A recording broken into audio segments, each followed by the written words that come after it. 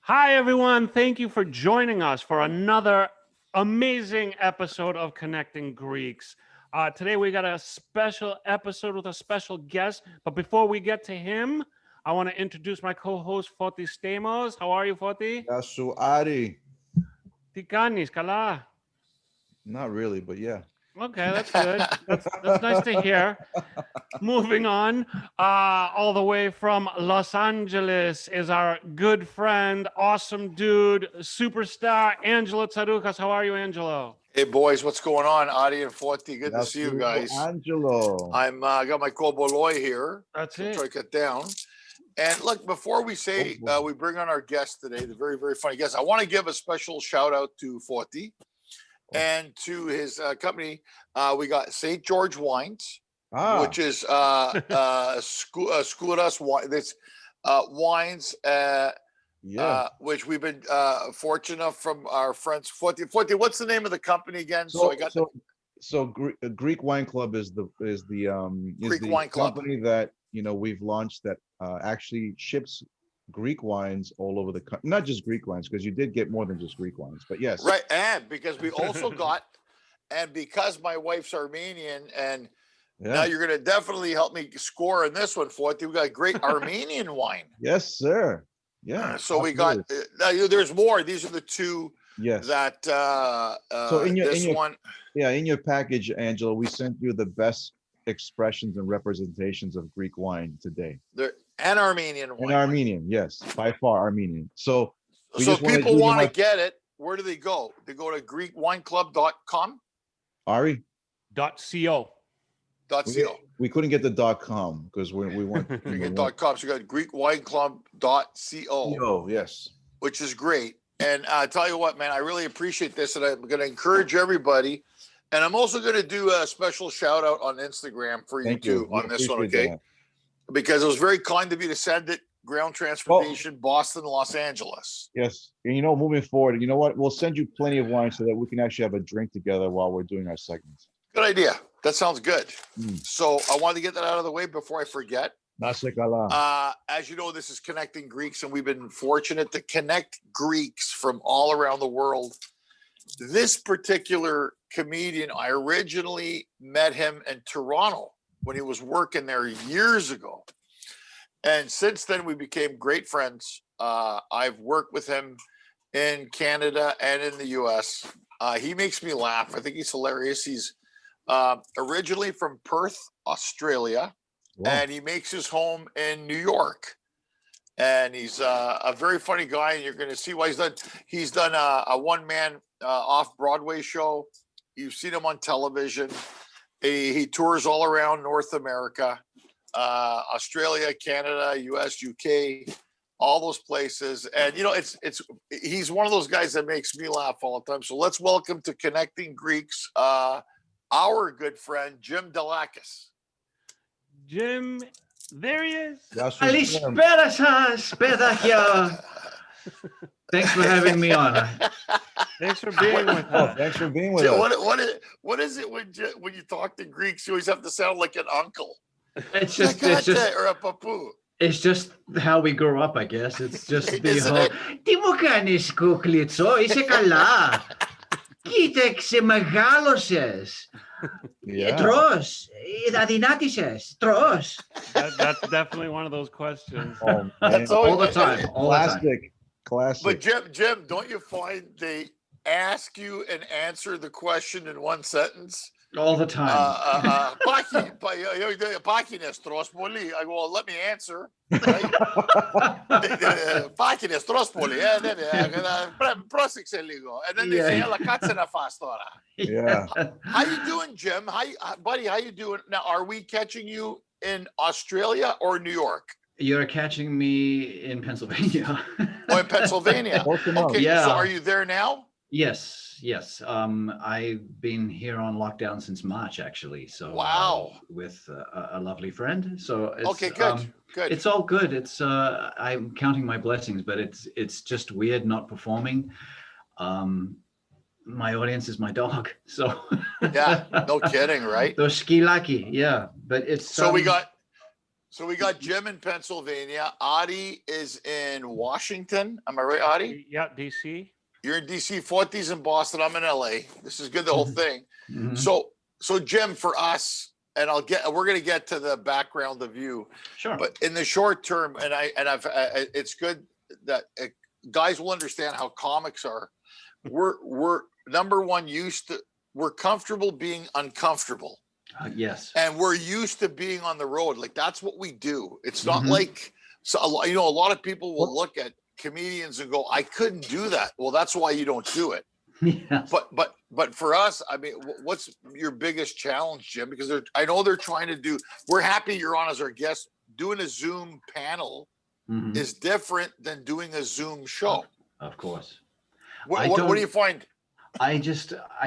I've done a couple of Zoom shows and I'm not feeling it because comedy is an intimate medium and you need that reaction, and it's such a live event that on Zoom I sometimes feel like it's dead, and we react to the audience, we react to the laughter and sometimes not the laughter, which makes us go out on a limb and try something and switch gears. And I mean, I'm grateful that it's there, but the challenge is, as for most of us, is we need that fix. I need that fix because it's you gotta hear it. Yeah, and it's Breathe not just, and just the performance aspect. We've often been told as comedians, we'll get people from the audience will come up and tell us, I really needed to hear that. Or I've gone through some hell and you made me feel better. I've had some amazing, but what they don't get is that we need them as much as they need us, because it's therapeutic for us as well. Because if I'm feeling down, if I'm not with it, even, and I'm sure you guys have all experienced this, when you have a cold or you or whatever it is that you have, and you're coughing, if you get on stage for 45 to an hour, you are not sick at all. And you forget it. There's so much adrenaline going through you. And then you get off stage and you go, oh, that's right, I have AIDS. But that's I felt good on stage. That's such a cool feeling, I imagine, as performers, to get that like rush of being in front of like a large audience. And I really do feel for you guys as performers that, you can't do what you do. What would you do if like Zoom was the way that you had to work for the foreseeable future? I mean, would that like completely turn you off? If it was the foreseeable future and there was nothing else, we would do what we always do, and that is adapt, because we adapt to every audience is different, and we adapt to them.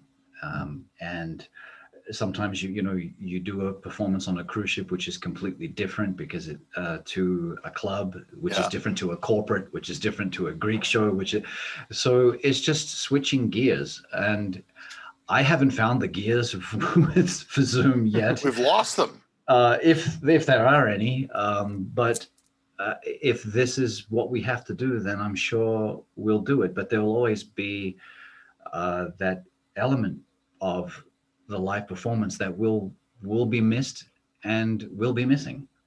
Yeah. Well, Jim, it's funny you say that, Jim, because I did a Zoom show where they turned the audience on, guys, where they could hear them. Oh yeah. So you're doing a joke and you're, Scott, put that down. Scott, put that down. And then you hear them, and then you hear like, no, honey, bring me the cheese. No, it's next to the beer. So these malakas are talking, and they don't realize we can hear them. Yeah. So you're doing your routine, and you're Scott, what did I say, you little prick? And you're like, oh, yeah, this is like so.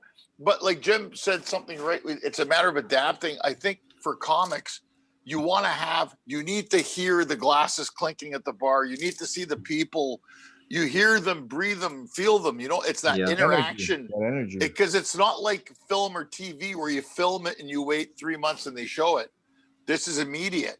Yeah. And I think Jim's right. The adrenaline rush that comedians get, it gives you the energy. And a lot of people if they're depressed or whatever, even if they're in the worst of moods, and you make them laugh. then they're kind of like it releases like some kind of endorphin or something, and then they're able to. But but I think it's funny because I think now, and we have a mutual friend, and I'll say Paul Kavunas in New York, and we do these shows. And me and Jimako have done some shows with Ellen Karras and with Jim, and there's a bunch of comedians that we sometimes do shows. It's been been a while now because Paul's not feeling well, but we were doing some shows, and I have to say, the thing about doing Greek shows, and Jim and I we've co-headlined shows together. And what's funny about Greek shows is not so much, even if you make them laugh, it's that cynicism that comes with it. Like, you know what I'm saying? Like, because I mean, when Paul would wear these weird wigs, and it was like the worst introductions in show business. He go like this. He go for me. This guy coming up, he's a fatso, and he eats a lot of hamburgers. And so on. And then for Jim, he goes, this guy come from a country, the kangaroo, and he think he's funny, but I'm funny, Jim. Yeah, and we're laughing. Because Paul's a great guy. We love Paul. We Paul. Don't get me wrong. We love Paul, but I'm laughing because if you do other shows, there's a format. Most times where they say coming on stage now all the way from Perth, Australia, this guy's really funny, you've seen him on Jim Dailakis, bring him on, and then you do these Greek shows, and then this guy, he's a fatso. I mean, it's just yeah, remember he did that one with I think it was for the Bayside Church, and he introduced you that way. He goes, he's a fatso, wait till you see the size of this guy. And then when it was my turn, it's like, he's like Laurel and Hardy of Greeks. This guy's skinny. He doesn't eat anything. Incredible intros. And you go out there going, what the hell was that? Well, what's funny, Jim, we can laugh about it because me and Jim are standing there like, these are the worst introductions. And we're loving it. No, you think they're the worst introductions. This guy's actually a genius. Well, remember he put on that cowboy outfit when he came out and he was trying to do jokes? Oh, it was just so appalling. People were confused. But you see, the audience is confused. The comedians backstage are laughing. This is what makes comedians laugh. Yes. And I love Paul, but he puts the Paul in appalling. So is Paul a comedian? No, he's a promoter. He's a promoter. We work with him, and he's a very, very nice man. He's a very nice man. We always make fun of him. And a church usher. Oh, really? Oh, I like this guy. Jim, the first time I went to New York to do a Greek show, I can't remember the church. He calls me up, and he sounds like a gangster from the Godfather. He really does. He goes, hey, Ange, Paul Kavunas, we're looking forward to your visit to New York City. Everybody's excited. I'm excited. And then there's a big pause. He goes, don't fuck me. He hangs up. Yeah. This guy's a classic Greek. Right there. Oh yeah, dude.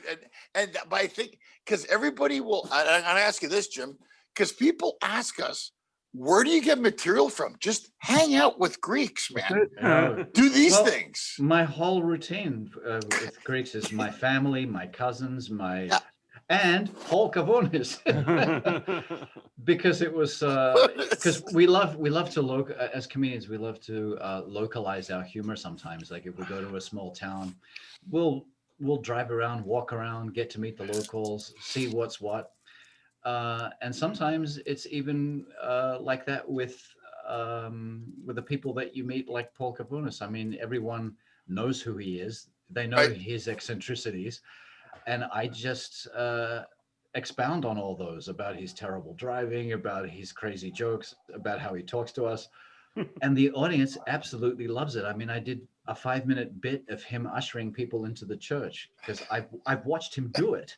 So of course I'm gonna play on that and it's hilarious. And it actually it's hilarious. It makes the audience appreciate you more because they feel like, oh, this is very nice. He's actually taken the time to become one of us. It's like you don't want to let your ego get in the way and just go, well, I'm on stage now. But when you do something like that, it's like, I'm one of you. I've sat there with you, and now I'm going to tell you what I think is funny. And but Jim, they appreciate it. But Jim, let me ask you. You're from Australia, and I've been to your hometown of Perth, Australia. I've had the opportunity to perform there, and you've had the opportunity to perform in my hometown in Canada, in Montreal and Ottawa. Now, here's the deal, and Ari and Forty on now, because we got Canadian, Australian, and Americans on this show right now. We have all three. Nice. It's interesting. All three countries have a distinct difference. It's all Western world. They're all G8.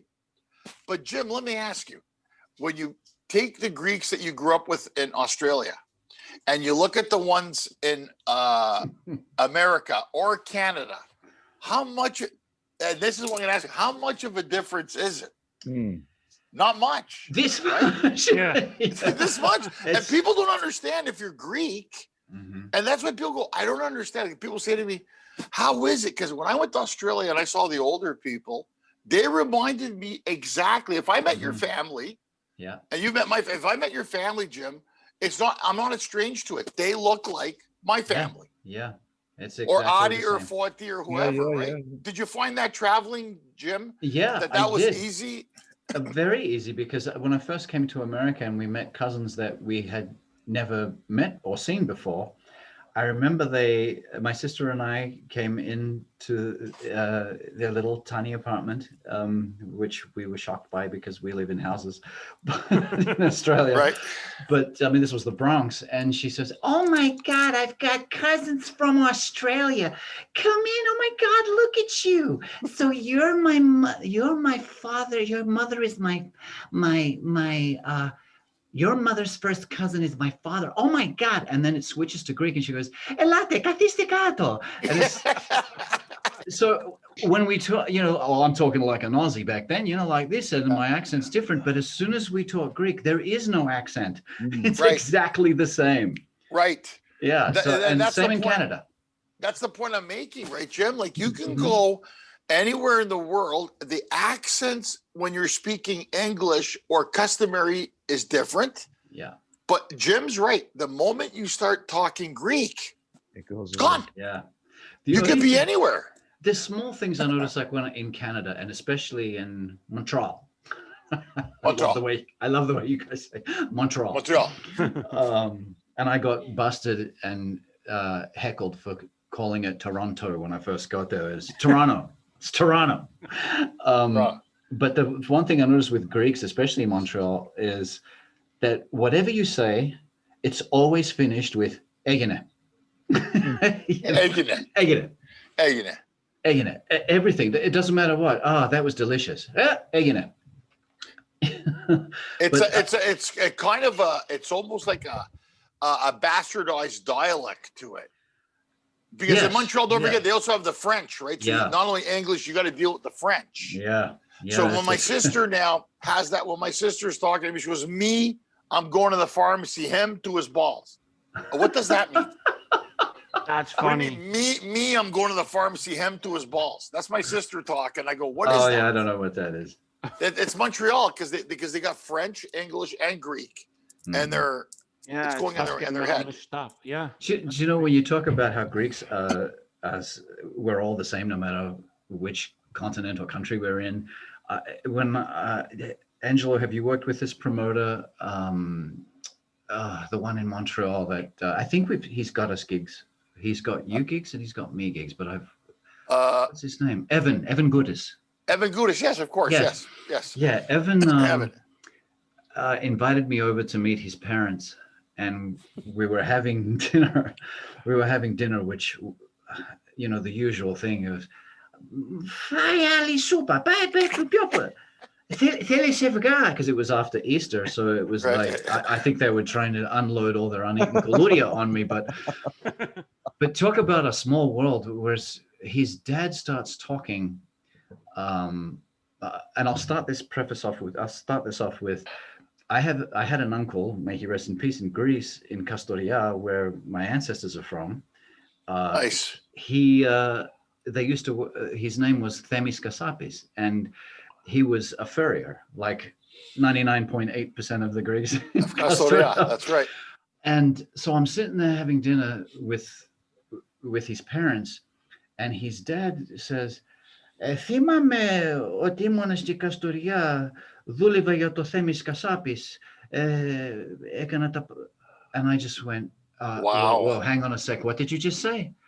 And so here am I, a Greek-Australian second generation guy from who now is in Montreal, talking to this guy who worked with my uncle in Castoria.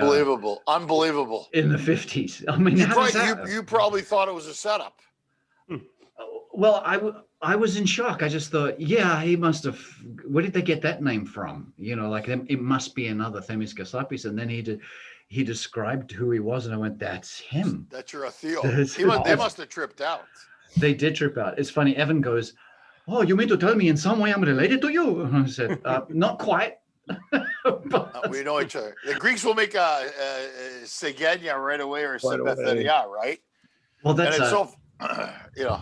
That's the beautiful thing about it. I remember I was with my manager at the time and producer, and we were in LA, and we went into a Greek restaurant because I said so, and he loved it. And then the restaurant owner comes out and goes, so where are you from with your accent? I said, I'm Greek, but I'm Australian. He goes, oh, you speak a Greek? I said, Milano Lenica. He goes, really?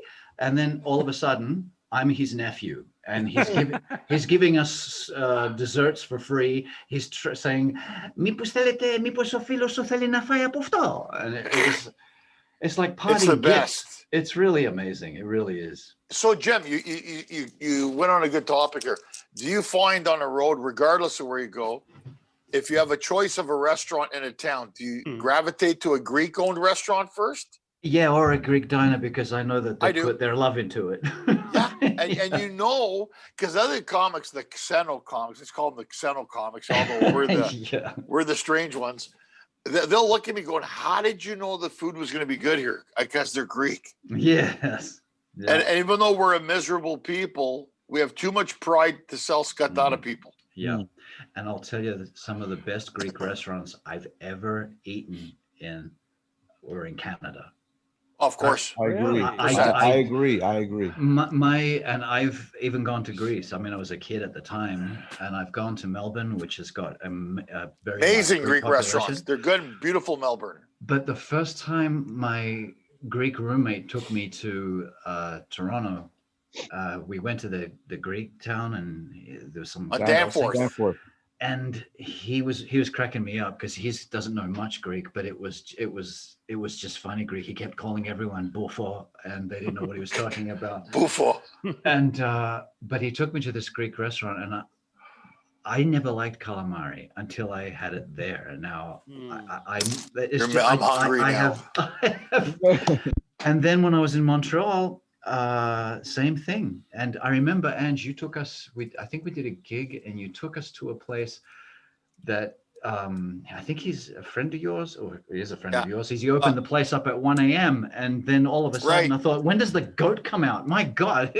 We went to, I was in Montreal, right? We were in Montreal. Yeah. And we went to Jardin de Panos. Yeah. I give a shout out to my friend Yanni. And Thank you, Yanni. And Yanni goes, where you guys want to eat? Where you want to go? He goes, I'll open the restaurant for you. And because it was Jim and a few other, my brother Mike was there. That's the best. And he went, opened the restaurant, and cooked for us at 1 o'clock in the morning. Wow. And he wouldn't accept. I said, I have to pay this guy. I have to pay him. And he wouldn't. He wouldn't take the money. He wouldn't. He got money. But you see, so fame e parea. Right, Greek. Yeah. So fame e parea. So he wanted, he liked Jim. He liked me. He goes, no, bring Jim. You know, he's funny. Let's go there. And we were there till what, about 3, 4 in the morning, Jim? I guess. It's just like, if he's going to keep bringing it out, I'm going to keep eating. It's so good. If you're ever in Montreal, guys, go to Jardin de Panos. It's fantastic Greek food. Absolutely. That's interesting. That's interesting that he said that Canada was the best Greek food, and Foti, you agreed. What do you think that is? Do you think they take a little more pride in Canada? Do you think it's coincidental? I don't know. The best It's good. one up there. I just think it's the element in Canada. I mean, I love New York, and Chicago has great restaurant scenes, but something in Montreal is special. I mean, Toronto and Danforth Street, great restaurants, but there's something. But Montreal, something, the 100%. And the chemistry. Well, guys, you know the best Greek sourdough taverna in the world, in my opinion, is called Milos. Milos out of Montreal, and they're in Athens, they're in London, they're in New York, Vegas, they're in Las Vegas, and South Beach, and I think Miami. And if you ever go to Vegas at the Cosmopolitan Hotel on the 3rd level, and it's phenomenal. Well, I've told people from LA to go there, and they're like, they're Montrealers. So it started from Montreal. Yeah, they've elevated Greek food to the point where, you know, it's tough to match that in other food cultures, in my opinion. Yeah, and you know, the other thing is I noticed that in New York, there's an amazing restaurant in Queens, just opposite the where we did the gig, Ange, called Mythos. Yeah, Mythos, yes. And the food is incredible, but I'm wondering if in Montreal, I noticed that the chefs, the cooks, they're all Greek, whereas in New York, a lot of them They're not. They're not. They're Sri Lankans, Asians, Mexicans. Yeah. Not that they don't cook great food, them now. But I think that's it. They're They're trained. Whereas, I think you're right. Whereas in Canada, they're just Greek. They grew up with it. It's embedded from Yaya into their childhood. I truly feel no matter how trained you are, if you're not Greek cooking Greek food, it's just not going to be the same. I have a history where I had to train non-Greeks into Greek food, and then doing it yourself as a Greek, no matter how much you train them, it's just not going to have that. You just need that little extra that it'll never happen if they're not Greek. The touches are important. Yeah, I feel like that for Italian food too, because I have Italian friends, and when they do it, it's different. You know, it's just like, because they love their food just as much as we do, probably more. Yeah, but you know, Jim, it's funny because if I go to a restaurant and it has to be, the owner has to match the ethnicity. If the owner is Greek, I'll eat. But if he's not, I'm out of there. Because if you're in San Francisco, there's Kokadi, which is one of the best Greek restaurants in America, which for the guy Avra, which is in New York, which is now in Beverly Hills. Here in LA, Avra is the other, those are high end. And the other nice place I like to go to in Chicago is the Greek Islands down in Greektown, Chicago, which is another great restaurant that I've been to. So, but the one thing they all had in common, like Jim just said, and like what you said, Forty, was the owner's got to be Greek. Yeah. Well, if they're not Greek, I'm not eating there. What about this, guys? Have you come across restaurants that are not Greek, amazing restaurants, only to find out that the owners and operators were Greek? Yeah. Many times. I've had that. That goes to show you. Yeah, I was at a diner after a gig, and I just thought, oh my God, how did they make the oatmeal this way? How did they do the eggs this way? And then they had this fasolada, and I just thought, they gotta be Greek. And then I looked at the guy comes out.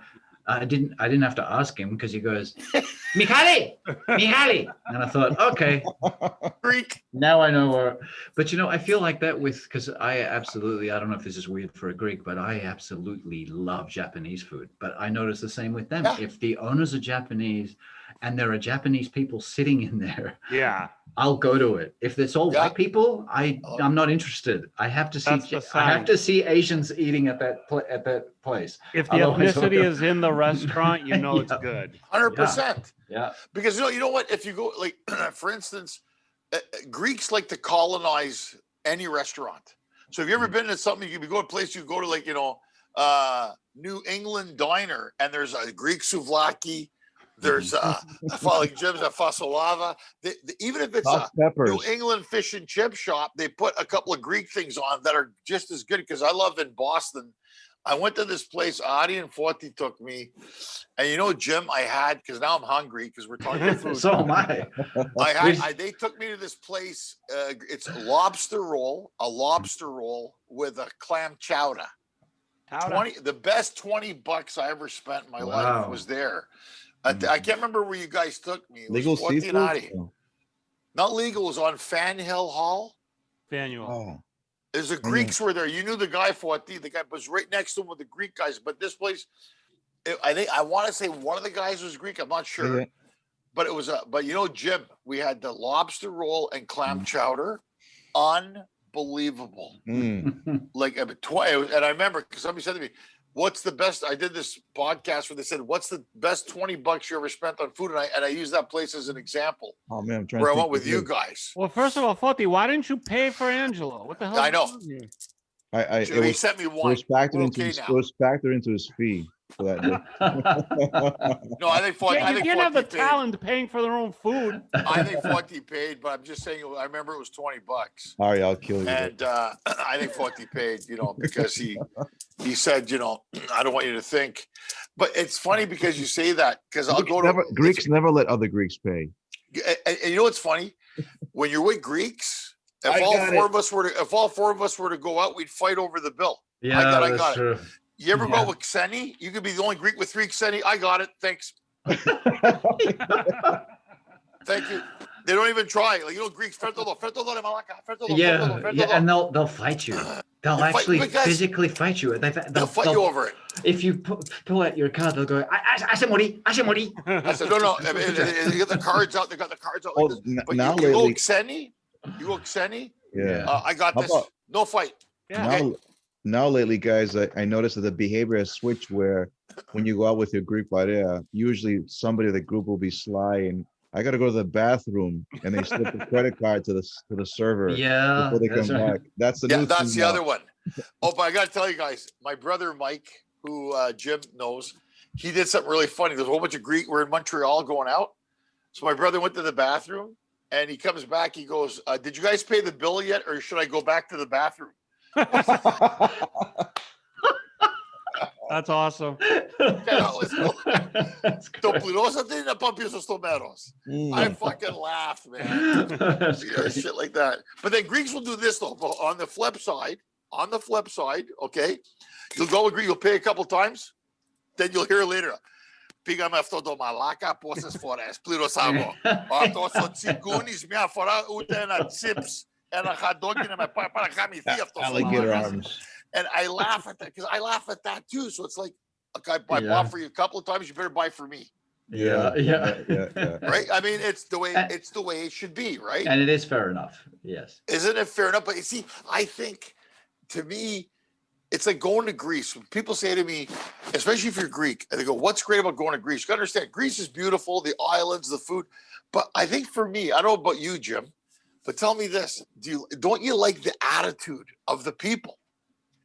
Oh. You know what I'm saying? They're so like in your face. They don't care. They are in your face. You know what I'm saying? Like, you go there. The first time I was there, I was 8 years old. Actually, I think it's the only time I've been there. I almost got there again, but I have to go, I guess. You gotta go, Jim. You gotta go. Oh, you have to. You gotta go, Jim. But I remember because we grew up in civilized Australia and everyone was so polite. We got to Athens and I couldn't believe, and we're talking 70s now. So it was, first of all, I thought, how can this restaurant survive with flies buzzing around? Because I'm used to just absolute cleanliness in Australia, right? And then when we got in the cab and the guy's honking his horn going, Vre malaka, πώς το διάλο πας? Θα σε σκοτώσω. Then that guy sticks his head out and goes, σκατά να φας και να μην χορτάσεις, μωρέ. So what do my sisters and I do in the backseat of the cab? We look at each other and go, start crying. We've never seen that. That's so funny. Yeah. But you talk about the cleanliness. I'm going to tell you, a souvlaki made by a really sweaty dude that's dripping onto the meat with a cigarette hanging out of his mouth with the ashes falling on the meat adds to the flavor. Flavor Yeah, sure because does. it's done with love. Like Yeah. that anywhere else. It's done with love and ash. But you know, guys, they're so direct. Like there's a place, Jim, in Greece called Goodies. It's like a hamburger place, right? Like a fast food. Like a fast food. And I went into Goodies. I go, those want a hamburger. And this other guy goes, "Tida sucaniana, eh?" Oh, nice. Like they give you. It's not an That's a upsell. sales pitch. Yeah, imagine it's going an to Burger upsell. King. You imagine going to Burger King in Bayside? Can I have a Whopper? Sure. You imagine going to Burger King in Bayside? Can I have a Whopper? What's one going to do? Have 3, 4. That's so Greek. Like they just say shit like that, and they don't care, man. No Yeah, filter. very generous. But I feel like Italians are the same. Like, come on. Hey, come on. What the fuck, man?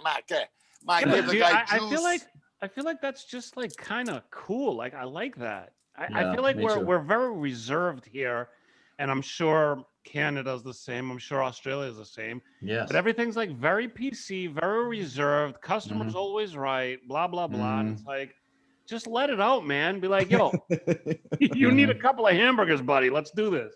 Just a couple of burgers. Yeah. So Jim, what do you find the pros and cons have been about leaving Australia and living in America? Because I see it myself sometimes, Canada and here. For you, what do you find the big differences are? Just living or as a comic, or just living in general? I always say that I love both places for what they are and dislike them for what they're not. But I think the first thing is that in Australia, there's such a laid back atmosphere. There's such a no worries, mate, you know, and it's not all about money. It's not all about fame, fortune, and trying to get to the top. It's almost as though that's secondary, because in Australia, it's like, yeah, we'll hit the big time, mate. But first, let's have a sausage sizzle and let's have a barbie. What do you say? Come on over. I'll bring the beers. Well, I mean, but over here, it's not that there isn't that, but they're just, it's not the focus. And I think, I mean, I love this place because of the opportunities, and it's, I could never have grown the way I have grown here as an artist, as a comedian. How long have you been here, Jim? I came here in '96 to do a 3-month tour, and it's still going. So it's almost like 23 years, but it's almost like it's actually 25 altogether, because I came here to study acting and all that back in the 80s and 90s. And okay, so you've been here. I've been here, yeah, and it was just so much fun. I just felt very welcome, which I love, and I think. As far as living, I think everything's just so much easier in Australia. I just feel more expensive, which probably is the same in Canada, but it's but then, you know, there's the pros and the cons. I worry about healthcare here, where my healthcare plan is if I get sick, I'm flying home. We still go. We have that in common. We have that in common. Yeah, we have that in common, Jim, because it's the same thing. But you know, it's interesting because it's like anything. When you move to a new place, you try to be comfortable. And I was telling the guys, I go, the one thing about Jim, and he's hilarious. You're one of the funniest guys I know. But you also do the impressions, and he does sometimes impressions of famous people if they were Greek, and I fucking kills me when he does something. He did it. I know you modified it. That's what people ask us. Do you modify sometimes? You know? Yeah, it's like which one was the one that says for Rocky? It would be like Petra. Πήγε να πιάσεις το τικότα, μωρή. Δεν θέλω να πιάσω τικότα, Μιχάλη. Θέλω να τη φάω, κατάλαβες? That's awesome. Really, the first time you did that, I freaking howled. I thought it was hilarious, and I know, and I know it comes natural for you because your face. The thing about it, it's not just the impression; your face changes. This is my Stallone. And I think you did it. I think you also did it. De Niro, if he was Greek. Μιλάς σε μένα. Μιλάς σε μένα. Δεν βλέπω κανένας άλλος εδώ πέρα. Σε βλέπω, θα σε βλέπω, εγώ θα σε βλέπω, εσύ έχεις δώρο, μωρή. Brilliant. That's why I said we gotta send Jim to handle some of our business. No kidding, man. No, but that's good. We don't know, but that's what I'm saying. Like it's because a lot of times as a comic, you know, because we don't. The Greek shows are great, but we're not doing Greek shows all the time. There's a lot of main. I know that like Jim, myself, it's our main work. It's the main work. So it's always funny to me when I know you could take. That's talent when you could take something and add a language to it and make it because you know Mila Semena, all that kind of stuff is hilarious to me, and I think that's what we need. How? Let me ask you guys all this question now because we're going into month number 9. How important is it for our mental health to maintain and laugh still? I know it's hard for us. I have hard days. I don't know about you, Jim. Yes, days I wake up, I'm like, yara satora, my life's over.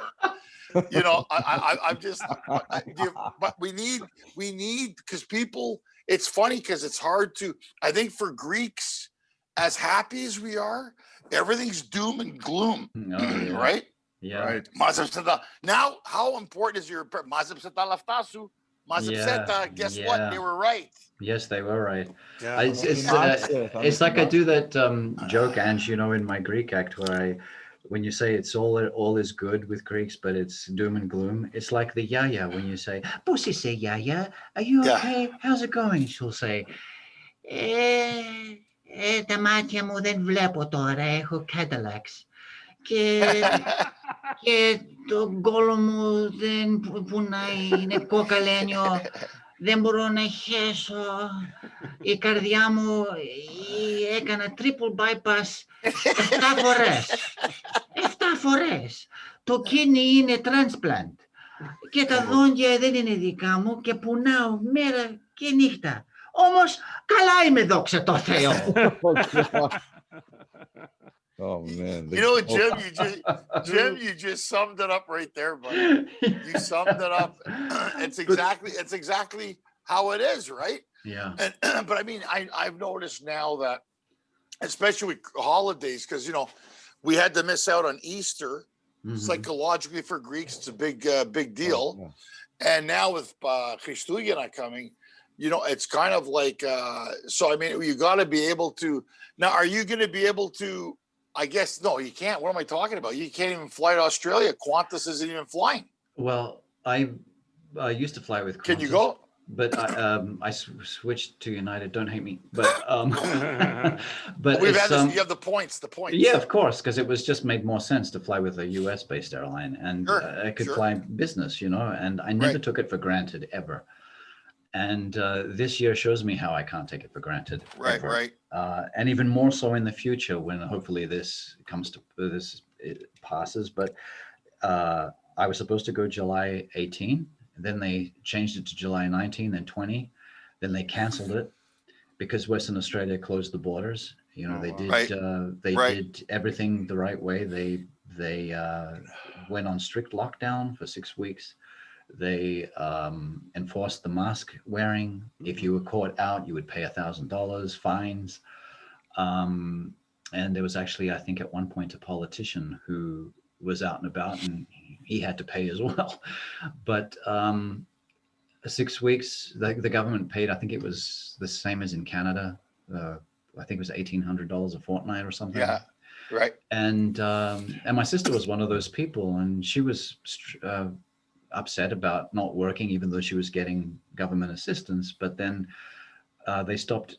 They got it under control to the point where only Victoria, where Melbourne is, they were the ones who were protesting about we don't want to wear masks, and they were the worst. And they got hit the worst, yeah. Yeah, and then and then the governor, well, premier we call them, which is like a governor in do you do that in Canada? Are they premiers like we have in Australia? Yeah, the premier for the province. Yeah, so it's he just said, okay, you guys didn't do as you were told, strict lockdown, and they called him a communist, they called him a tyrant, they called him a dictator. Guess what? Melbourne's fine now. Yeah. So once you do it, it's fine. And now they're easing border restrictions again. New Zealand did it. And so unfortunately for me, I go every year to see my parents, sometimes twice a year. Right. But this year, I've had 5 flights canceled. Oh, shit. So, and it's all, they said, United, they would call me and they were exceptional. I mean, people complain about airlines and airline stuff, but they were so good to me. They were saying, we're trying to get so many Aussies back to Australia, but we're trying so hard. It's not, let me see if I can do this. Let me see if I can do that. But the problem was they got me to Japan, they got me to Singapore, they got me to Bangkok, but never to Perth because Perth they've shut down. And they were only allowing 75 international travelers per day. And you have to quarantine for 2 weeks. The government was paying for it in the beginning, but now we have to fork it out ourselves to stay in a hotel for 2 weeks, which is understandable because I can't have the government paying for absolutely everything. Right.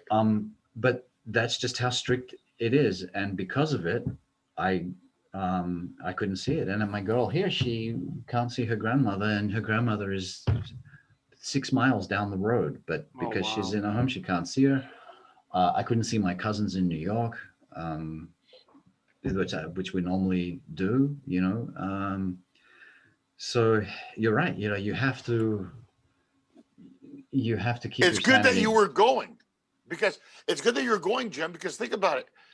Believe it or not, the world leaders at the beginning of COVID were Greece. They were ahead of everybody. I was impressed. I was impressed. I'm like, Greeks? Because you go, that's the four, that's the four out. Valdi Mascara.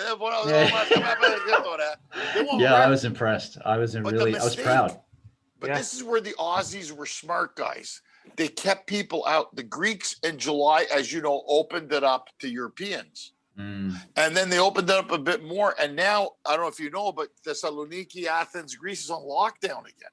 Yeah, it's just going to keep happening. They've locked it down. So I'm thinking they were ahead of it, but now they say we have a vaccine. And the Greek, I was talking to my mom, and my uncle was there. And he goes, and it's so funny, he goes, I kept talking to my mom in Greek, and I go, I'm up to vaccine to Paris. I go, piso to paro, mom. I hear my uncle, to Paris, ta supesi. I'm to Paris. Ta supesi. So right away, they have this like, right away, they're like opposed to it. I go, if you got to go to work, you got to take the vaccine. It's like the typical Greeks who go, δεν χρειάζεται vaccine. Φάει λίγο σκόρδο και κρεμμύδι και θα σου σκοτώσει όλα τα gems. Μετάξα. Ναι, μετάξα. Λίγο κρασί. You have a sore tooth, get hammered. Yeah. The old wives.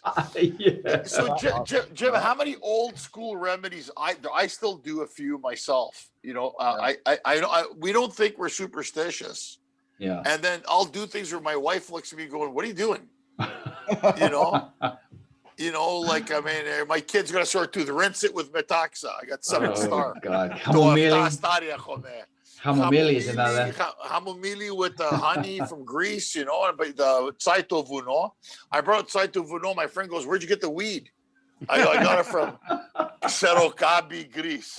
Have you ever joked with your friends and let them smoke the Saito Vuno? No. Saito Vuno. They'll get sleepy. They'll get sleepy with it, right? But Jim, do you ever find yourself any old wife that subconsciously? Do you ever find yourself doing something they're going, "Well, why am I doing this?" Yeah, if I have a cold, fasolada and avgolemono. I love avgolemono. It's Who great. Who doesn't? But that's I love it. And my dad will. I think to this day, I'll still do it. He'll go Gramidi, and he's going to be 91 in January, so he's doing something. Oh, bless him. Good for him. Oh yeah. Good for him. Good. Yeah. But it's fun. It's interesting because we always talk about superstitions, and we always talk about things like, I won't put shoes on a table because it's bad luck. And it's funny how it's subconscious, Yeah. I think for me, I wouldn't put shoes on the table because it's gross. It's gross, disgusting. But Italians won't put a hat on a bed because I didn't know that. Death. Oh. Oh, really? It means death, we weren't able to. The door that you came in is the door you got to leave. Oh yeah. You know what? Actually, there is something that I do, and every time I do it, I go, "What am I doing?" It's like if I drop the salt, I'll always go like that over my left shoulder. I go, "What was that?" I do that. It's just I'm so programmed, you know. But I know With the salt. I don't believe any of it. Well, you know, the Armenians. My wife's the Armenians. If I hand you a knife, I have to put the knife on a table, and you have to pick it up. Because if I hand you the knife directly, it means we're going to fight. But I don't know why. I still put the knife on the table and we still fight. So I think it's bullshit. Is it the Greeks? We used to, whenever I would drop a fork or a knife or a spoon, my parents would go, piostarthi. Because it always meant like you were going to get visitors. That's funny you say that. It's true. And the other one was don't... Μη σηκώνεις από το τραπέζι και αλλάζεις θέση, θα παντρευτείς 2 φορές. Oh, that's funny. I used to do it, like I must have changed seats 120 times and I haven't been married once. Prove that theory. If you accidentally spill coffee, θα πάρεις λεφτά. Yes. Oh yeah. I'd be spilling it everywhere. Itchy hands, you'll get money. Or if your ears are ringing, someone's talking about you. Yeah, that's a classic. Mm-hmm. Or if you say a story and you sneeze in the middle of the story, less alήθεια. Not alήθεια. You know, it's so funny. My younger sister's got such a sense of humor. She'll do that because our parents used to do that when we'd say something and she'd sneeze, or we'd sneeze and they'd say not alήθεια. My little sister will go, not alήθεια. She'll do it for a burp. Well, that's awesome. Well, Jim, look, man, look, what do you, it's maybe a rhetorical question to say what's coming up, because I know it's difficult, but we're gonna, where can people find you? Give us all your social media, so when people are clicking on, they can find Jim Dailakis, and where's all your social media stuff that you do? It's currently on lockdown. Okay. My websites are on lockdown. No, Jim doesn't have gigs at lockdown.com. No, it's comedianjim.com, and it has all my other ones. Like Comedian Jim is my Twitter handle. It's Facebook, and what I've done. Instagram, Comedian Jim. Okay. And the thing is, I was encouraged to do videos. Not only for other people, but for my own sanity, which I have done a lot of this year. And I kind of stopped because it's like what you were saying before. Hey, you think, oh, I'm having down days now. And then you come back up and go, I just had an idea for a video. And then you do it. And people go, that's all right, 3 likes. And then you do something, I'm going to do this, and it's really stupid. And they go, oh my God, 3,000 likes. And they like it. Yeah. So that's why you got to just enjoy what you're doing. And that's awesome. So that's where you can find me for now, until. For now. And Jim, we have no gigs. We're picking horta.com. Me and Jim will be at the highway with those butter knives picking up the horta. And I had a gig for Greeks in Montreal with Mr. Panos. Mr. Yes, that's right. Yeah, with Yannis Papas. Yeah. Yanni, we're gonna get Yanni on. We did. Yeah, we should. Yanni on the show. You, the 3 of us actually, didn't we do that? Well, remember, Jim, we all did it. Remember? Yeah, it was for TV. Me, you, Yanni. So, guys, it was Yanni Panos. Yanni Papas, Mr. Panos, Jim, and myself, and we taped a television segment for Just for Laughs, which is the biggest comedy festival in the world, and we had a lot of fun. We did, and I remember because my wife. I just got engaged to my wife, and she was there when we did this, and that was a lot of fun. I got to tell you, that was a great show. It was, and we had a lot of fun. Did you ever see the episode? Because I never saw it. Yeah, it's on YouTube apparently. And is it on YouTube? Yeah, and some I didn't even know it was there. It just happened because I came upon it by accident, and I love the comments like, "Who's this guy?" Because it's me, and and they're going, "No one gets these jokes because it's all in Greek." And then people are going, "Well, maybe it was." They're all, the Greek show. YouTube It was a doesn't Greek have show. Yeah, YouTube doesn't have a clue. So Right. I yeah, they just don't. chimed in and I said, "Hi everyone, let me clear some things up. This was a Greek show at the Montreal Comedy Festival, specifically for Greeks." And then that got all these likes. And thank you for clearing it up. I thought they were going to attack me and go, "You unfunny sack of shit." Oh, I get it, Jim. You're not the only one, buddy. I get people coming on saying shit like they'll make comments, but I call them internet trolls. I think they that's what exist they are. everywhere. Yeah, you just ignore You know, and then they just get on and they start fighting. I put up something about a turkey. You know, in California, they said you're allowed 6 people for Thanksgiving, but 30 people at a funeral. I didn't write it. So I put up a meme that said, "I'm having a funeral for my turkey on Thanksgiving. Refreshments will be served." And I put this up, and people are calling, you know, that's not right. You're promoting unsafe lifestyle, and you should be wearing them. It's a joke. I'm a comedian. People. How It's a can you joke. I think don't that's have 'em. serious? How can anyone? But you know, Jim, they do. Some people do. They think they're, oh my God, you killed the turkey. What the fuck? It's you know, you have to always remember, people are dumb, and and half of those people are dumber than you even think. Yes. But that's why you gotta be. I said we're comedians. Our job is to take things and shake them and look at them differently. And I mean, I'm sorry about if I offended you with the turkey. I'm sorry that you're offended by it. I'm not sorry about the joke. Screw the joke. Yeah. You guys as comedians, you have to listen. I'm a web professional. I've been a professional web guy for 25 years ish. Please just ignore it. I mean, there's no getting rid of it. People are never going to get smarter. No. And some people will never not be assholes. So no matter what you do, they're gonna be like stupid or assholes about it. So just ignore it. Ignore it. Yeah, and you know, people say that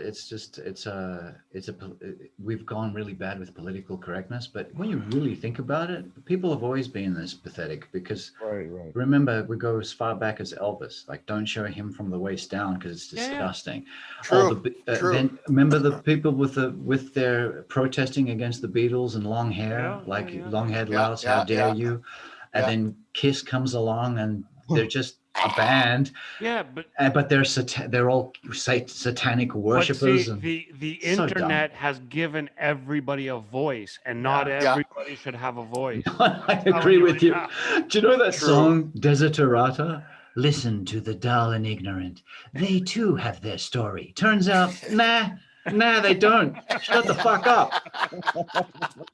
That's true. You know, Jim, I had a poster of Kiss on my room growing up. Yeah. And my mom tore it down. They felt Yeah.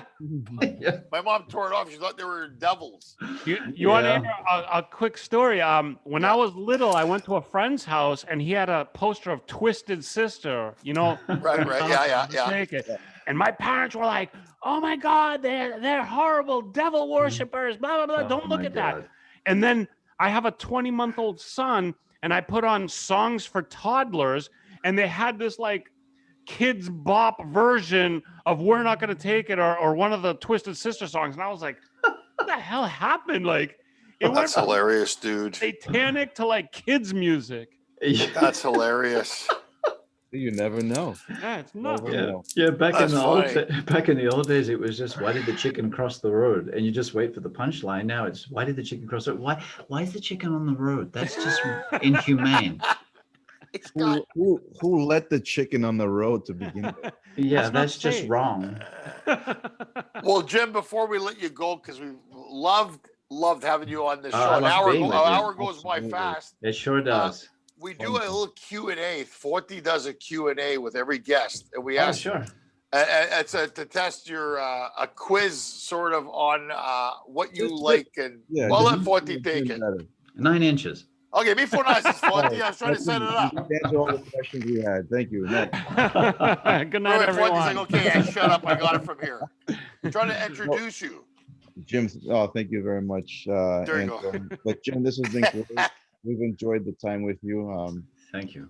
Especially when it hits home for all of us. That's what's most important. Sure. But a couple things we'd like to ask just to get to know Jim a little better. Tell us, Jim, your favorite and least favorite Greek food? Favorite.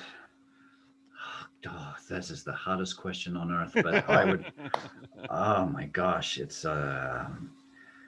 probably a chicken souvlaki in a roll, not in a pita bread, Okay. and just with lots of lettuce and onion. I think that's my favorite. You're making me hungry. Shut up, Jim.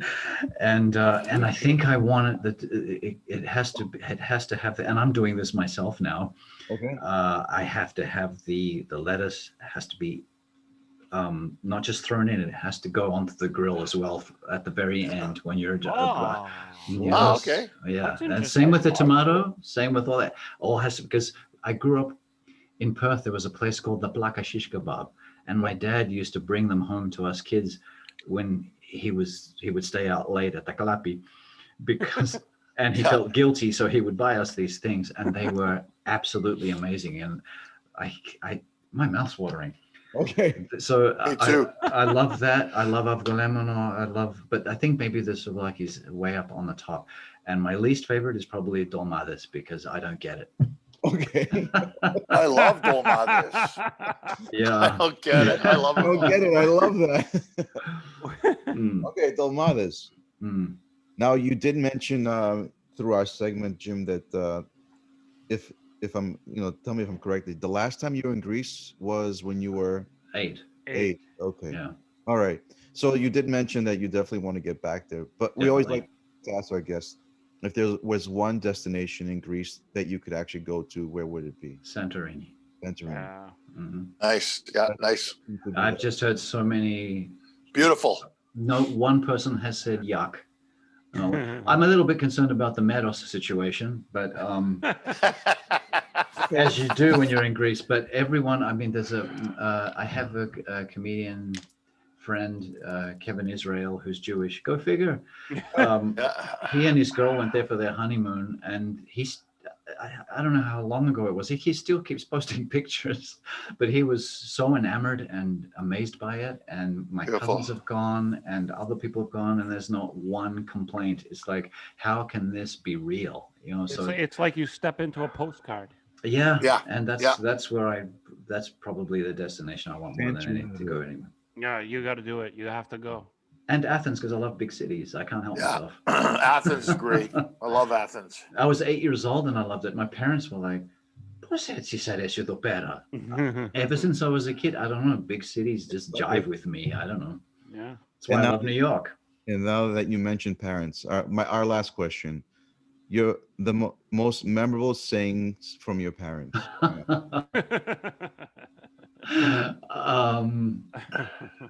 My favorite saying from my dad would have to be, there's actually two, and the first one is when I said, Dad, he said, I think you have to buy a real estate.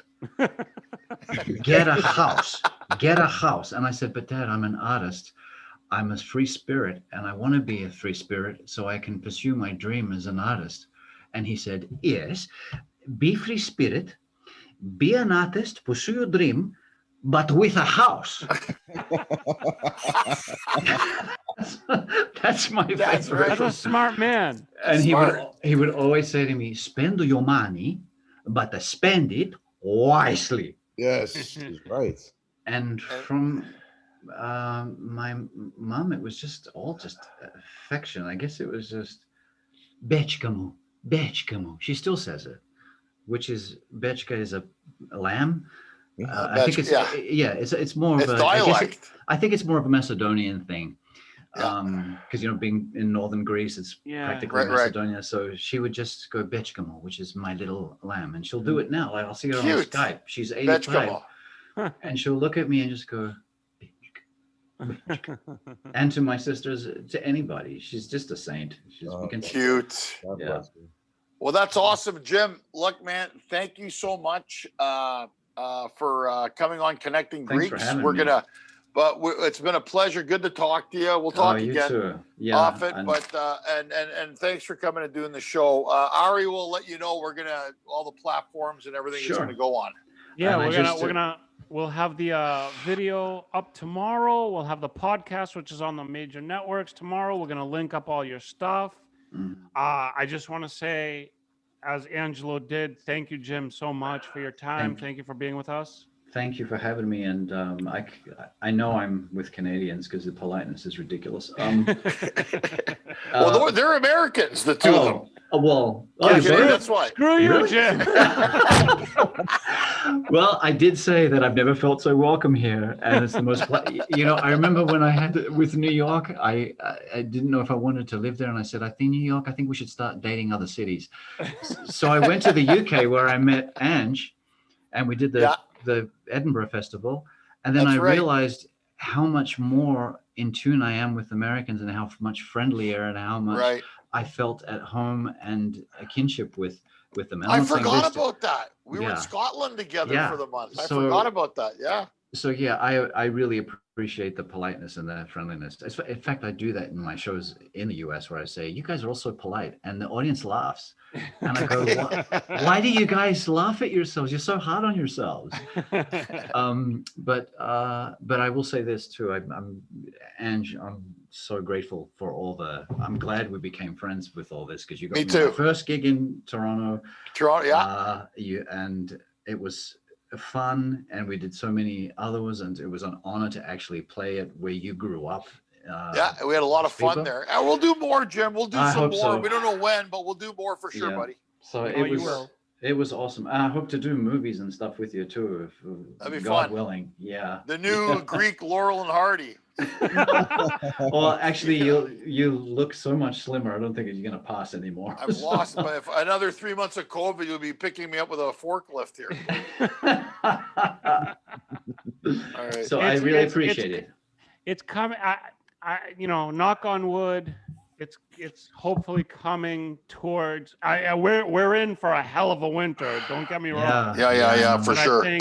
I think after that we're gonna start seeing some brighter days. I do too. I do have faith. I can't help it.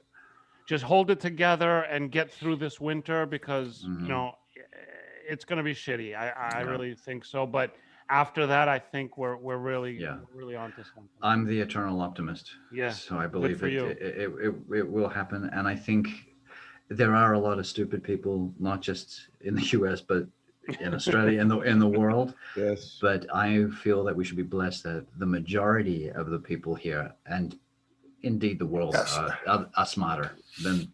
There's more of those than there are dummies. I hope so, man. I hope so, because this 2020 taught me of a lot of stupidity in this world, and I hope we move past it. And if hindsight is 2020, I don't want any hindsight. I love that. Good way to end it. I am so. Can I use that? Can I use that? That is the best. I love that quote. That's a great quote, Jim. That was good. That is awesome. Yes. Mm-hmm. Jim, thank you so much. We appreciate it so much. You're such a pleasant and nice and just such a good guy. And when we first started the show, we were talking about how Greeks are all the same. When we first started doing Connecting Greeks, I'd always get like really nervous and what kind of person is this going to be. Now it's like, we got a Greek from here, we got a Greek from Australia, we got a Greek from New York, whatever. Now I'm like, yeah, we're cool. He's going to be cool. And that's awesome. You proved it to us, and thank you so much for your time. See how lovely Americans are? See? All right, fellas. As always, we love you, buddy. Thank you for being with us. Thank you. Poti, you're the man. Keep strong.